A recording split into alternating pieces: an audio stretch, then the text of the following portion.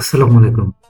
আশা করি আপনারা সবাই ভালো আছেন। আজকে আমি দেখাবো যে Adobe Illustrator এ আপনি যখন ডিজাইন করবেন, ডিজাইনটা কিভাবে এক্সপোর্ট করবেন। আমি সেই পয়েন্টগুলো আপনাদেরকে ওয়ান বাই ওয়ান দেখিয়ে দেব। এবং আজকে এই টিউটোরিয়ালের মাধ্যমেই আমার Adobe Illustrator টিউটোরিয়ালটা শেষ হচ্ছে। তবে এখানেই শেষ হচ্ছে না। মাঝে মাঝে আমি কিছু টিউটোরিয়াল বেস নিয়ে কথা বলবো, কিছু ডিজাইন নিয়ে কথা বলবো, যখন যেটা চোখের সামনে পড়বে, আহ, যে মনে হবে যে এটা আমার কাছে গুরুত্বপূর্ণ মনে হচ্ছে, আপনাদেরকে আসলে জানানো দরকার, আমি সেই বিষয়গুলো নিয়ে অ্যাডোবি ইলাস্ট্রেটরে এও কথা বলবো এবং সেগুলো খুবই গুরুত্বপূর্ণ টপিকস হবে। তাহলে চলুন দেখি। আজকে আমরা দেখব যে কিভাবে একটা ডিজাইনকে আমরা এক্সপোর্ট করে জেপিজি, জেপিইজি, পিডিএফ এবং বিভিন্ন ফরম্যাটে নিয়ে যেতে পারি। এই যে আমার একটি ডিজাইন, এই ডিজাইনটি একটি বিজনেস কার্ডের ডিজাইন। দেখুন, এটা কিন্তু আমার অ্যাডোবি ইলাস্ট্রেটর ফাইলে করা। এখন কোনো ক্লায়েন্ট যদি চায় যে আমাকে এই ডিজাইনের সোর্স ফাইলটি আমাকে দিতে হবে, তখন সোর্স ফাইল বলতে মূলত আমরা বুঝি যে আপনি যে ফাইলে কাজ করেছেন, অর্থাৎ যে সফটওয়্যারে কাজ করেছেন, সেই সফটওয়্যারের মূল ফাইলটা সে আপনাকে চাচ্ছে। সেটা হতে পারে অ্যাডোবি ইলাস্ট্রেটরে আপনি কাজ করেছেন, হতে পারে অ্যাডোবি ইনডিজাইনে, হতে পারে ফটোশপে, হতে পারে ওয়ার্ড ডকুমেন্ট। আপনি যে সফটওয়্যারের উপর কাজ করবেন এবং সেই ফাইলটাই হচ্ছে সোর্স ফাইল, এবং সেটাই ক্লায়েন্টকে দিলে আপনার ক্লায়েন্টের রিকোয়ারমেন্ট ফুলফিল হয়ে যাবে। এখন অনেক ক্লায়েন্ট আছে যে সোর্স ফাইল বোঝে না, তারা মানে তাদের যেটা দরকার সেটাই চায়। মানে কোনো ক্লায়েন্ট চায় যে আমার পিডিএফ ফাইল দরকার, পিডিএফ ফাইল যখন চায় তখন তাকে দিয়ে দিবেন। যখন জেপিজি চায়, পিএনজি চায়, মানে এক এক ক্লায়েন্ট এক এক রিকোয়ারমেন্ট দেয়। তবে আপনারা যদি কোনো ট্রান্সপারেন্ট ব্যাকগ্রাউন্ডের ফাইল যদি কেউ চায়, তাহলে কিন্তু সেটি অবশ্যই পিএনজি তে কনভার্ট করে দিবেন। না হলে কিন্তু বাকি যতগুলো অপশন আছে সবগুলো অপশনে কিন্তু ব্যাকগ্রাউন্ড চলে আসবে। এই যে দেখুন, আমার যে এই ডিজাইনটি আছে, এই ডিজাইনটিকে যদি আমি আমার এক্সপোর্ট করি, এই যে দেখুন আমার এখানে এক্সপোর্ট অ্যাজ লেখা আছে। এর আগে আমি আপনাদেরকে আরো একটি অপশন দেখিয়ে দিই। এখানে দেখুন save as, save as a কিন্তু আমার কিছু অপশন আছে। এই যে আমি যখন সেভ অ্যাজ এ ক্লিক করেছি, তখন কিন্তু সে আমাকে বেশ কয়েকটি ফাইল দেখাচ্ছে। এই যে এটা হচ্ছে অ্যাডোবি ইলাস্ট্রেটরের ফাইল, এটা হচ্ছে পিডিএফ এর ফাইল, এটা হচ্ছে এপিএস ফাইল।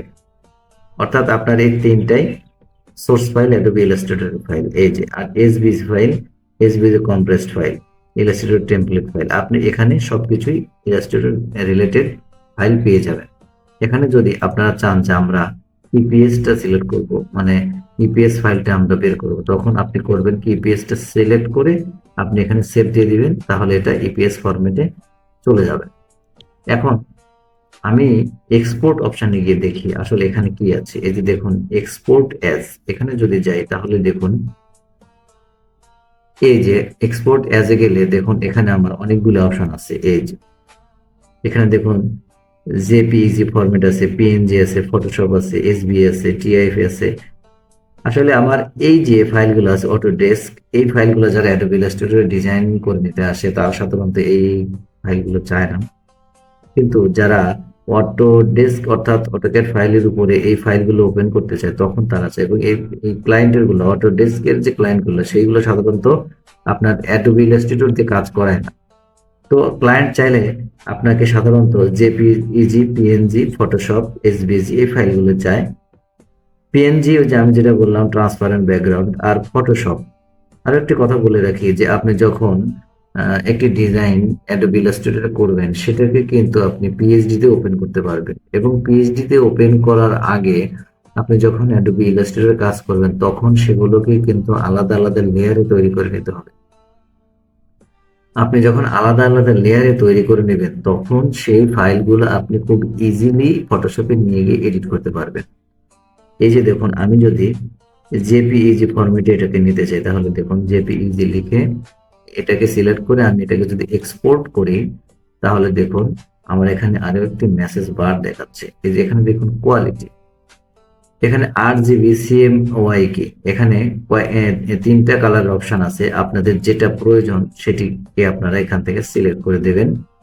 এখানে কোয়ালিটি, এখানে দেখুন স্মলার ফাইল, লার্জার ফাইল। আপনি যখন এই যে কোয়ালিটি বাড়াবেন কমাবেন, তখন কিন্তু এখান থেকে আবার অপশন অটোমেটিক্যালি চেঞ্জ হবে। আপনারা চাইলে এখান থেকেও চেঞ্জ করতে পারেন। এই যে লো মিডিয়াম, এটা হচ্ছে আসলে রেজুলেশনের যে কোয়ালিটিটা, ইমেজের যে কোয়ালিটিটা, সেটা ডিপেন্ড করে। আপনারা এখানে সব ক্ষেত্রে ম্যাক্সিমামই দিয়ে রাখবেন। আর এখানে যে রেজুলেশনটা হচ্ছে ওই যে আমরা যখন প্রথম ফাইল ওপেন করেছিলাম, নিউ ফাইল, ওখানেও কিন্তু রেজুলেশন সিলেক্ট করা যায়। আবার এখানে অপশন আছে, আপনারা মানে আপনাদের প্রয়োজন মাফিক এখান থেকে রেজুলেশন সিলেক্ট করে এখান থেকে ওকে প্রেস করে দিবেন। ওকে প্রেস করলে দেখুন আমার এই ফাইলটি অলরেডি সেভ হয়ে গেছে। তাহলে চলুন আমরা দেখি এই ফাইলটি কোথায় আছে। এই যে দেখুন, এই যে জেপিইজি ফাইল, আমার এখানে যে একটু ফাইল আছে, এই ফাইলটি কিন্তু আমার এখানে অলরেডি ক্রিয়েট হয়ে গেছে। আমি এখানে দেখুন, এখানে ওপেন করে দেখাই আপনাদেরকে। এই যে দেখুন আমার কিন্তু সেই বিজনেস কার্ডটি জেপিইজি ফরম্যাটে এটা হয়ে গেছে। এখন আপনারা চাইলে আপনাদের প্রয়োজন মাফিক এখানে এক্সপোর্ট অ্যাজ এ গিয়ে আপনারা এগুলোকে এক্সপোর্ট করে নিতে পারবেন আপনারা আপনাদের প্রয়োজন মাফিক মোতাবেক। এই যেখানে অনেক অপশন আছে, আপনাদের যেটা প্রয়োজন, যখন যেটা প্রয়োজন সেটাকে এক্সপোর্ট করে নিতে পারবেন। আরো একটা অপশন আছে, সেটি এই যে দেখুন এক্সপোর্ট সেভ ফর ওয়েব। মানে আপনি যখন কোনো ডিজাইন এলিমেন্টকে ওয়েবের জন্য সেভ করতে চাচ্ছেন, সেক্ষেত্রে আপনারা এই অপশনটা ব্যবহার করতে পারেন। এই যে দেখুন এইটাতে যখন আপনি ক্লিক করবেন, তখন দেখুন আপনাকে আবার আলাদা একটি অপশনে নিয়ে যাবে এবং সেখানে আপনি আসলে পিএনজি কোন ফরম্যাটে চাচ্ছেন, এখানে দেখুন এখানে ড্রপ ডাউন অ্যারো চিহ্নতে প্রেস করলে দেখুন অনেকগুলো অপশন আসে। এখানে দেখুন অনেকগুলো অপশন, আপনাদের প্রয়োজন মাফিক মানে আপনাদের যখন যেটা প্রয়োজন আপনারা এখান থেকে নিয়ে নিতে পারেন। আবার এখান থেকে আপনারা সাইজও চেঞ্জ করে নিতে পারবেন। এই যে দেখুন আরো একটা অপশনে আপনাদেরকে দেখাই, এক্সপোর্ট ফর স্ক্রিনস। আমি যখন স্ক্রিনসটাকে শুধু এক্সপোর্ট করব আমার এই স্ক্রিনটাকে, তাহলে তখন দেখুন রেজাল্টটা কি আসে। এই যে এখানে অ্যাসেটস কি কি আছে, আর্টবোর্ড, আপনারা এখানে অ্যাসেটস অথবা আর্টবোর্ড, আপনারা আর্টবোর্ডটাই সিলেক্ট করবেন। যখন স্ক্রিনের উপরে কাজ করতে যাবেন তখন এখানে সিলেক্ট করে আপনারা এক্সপোর্ট আর্টবোর্ড দিলে আপনারা আপনাদের কাঙ্ক্ষিত সেই ফাইলটি পেয়ে যাবেন। তো বন্ধুরা, আজকে আমাদের আলোচনা বলতে অ্যাডোবি ইলাস্ট্রেটরের যে সম্পূর্ণ টিউটোরিয়ালের আলোচনা আজকে এই পর্যন্তই শেষ হলো আর কি। মানে আরো যদি গুরুত্বপূর্ণ কোনো কিছু পাই তো অবশ্যই আমি সেগুলোকে স্টেপ বাই স্টেপ আপলোড করব। তো পরবর্তীতে আমরা নতুন একটি টিউটোরিয়াল নিয়ে আপনাদের সামনে কথা বলবো এবং খুব শীঘ্রই সেগুলোকে আপলোড করে দেব ইনশাআল্লাহ। আপনারা সবাই ভালো থাকবেন। আসসালামু আলাইকুম ওয়া রাহমাতুল্লাহ।